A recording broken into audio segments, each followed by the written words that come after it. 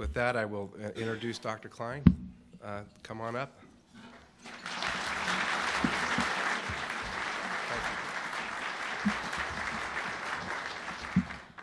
Well, thank you, Sam. It's a pleasure to be here. I certainly want to start by acknowledging the National Society of Professional Engineers. The work you do in promoting the ethical conduct and high professional standards, encouraging young people, providing opportunities for continuing education, and offering a network to exchange information and best practices is extremely valuable, and I commend the leadership of NSPE. I want to congratulate all the award finalists today, and if you'll permit me, since I am with the NRC, that I'd like to congratulate the NRC finalist. Dr. Neelish Chukshi is in our Office of New Reactors, and we have a stand-in who will receive the award for him today, because at the NRC we don't always let people off of work, even for snow days. And so he's traveling. He's in one of the busiest and most challenging organizations that we have at the NRC. And we're really proud to have the kind of skilled and talented people that Dr. Chokshi represents at the agency. I noticed that a lot of the finalists are civilian employees, and we also have a lot of employees at the Department of Defense. Several are military officers.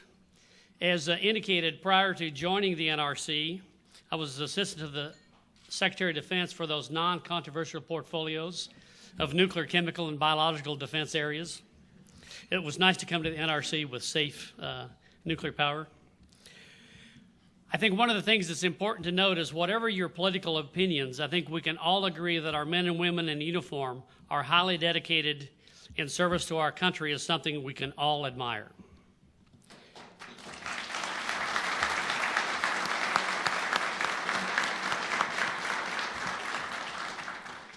Speaking for myself, I was very proud when I was at the Pentagon to serve alongside so many people who embodied the unofficial motto of the Air Force, service before self. My wife is in the Air Force Reserves, so I wanted to make sure that I mention the Air Force every chance I get. The subject of service and what it means for us as engineers is the theme of my remarks today. I imagine a few people in this room will nod their heads in agreement when I say that, in my opinion, engineering is a noble calling. One of the most prominent engineers in American history phrased it very nicely, and I quote, "Engineering is a great profession. There is the fascination of watching a figment of the imagination emerge through the aid of science to a plan on paper. Then it moves to realization in stone or metal or energy. Then it brings homes to men and women. Then it elevates the standard of living and aids to the comforts of life. This is the engineer's high privilege." This quote was from Herbert Hoover, the only professional engineer to serve as President of the United States, and of course the man who was primarily responsible for the building of the Hoover Dam.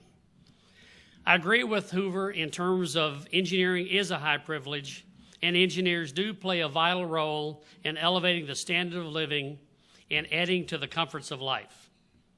So I agree with Hoover's decision to bring his experience and expertise in engineering to the public service and the federal government. That is a decision many of us here today have also made. In fact, the point of this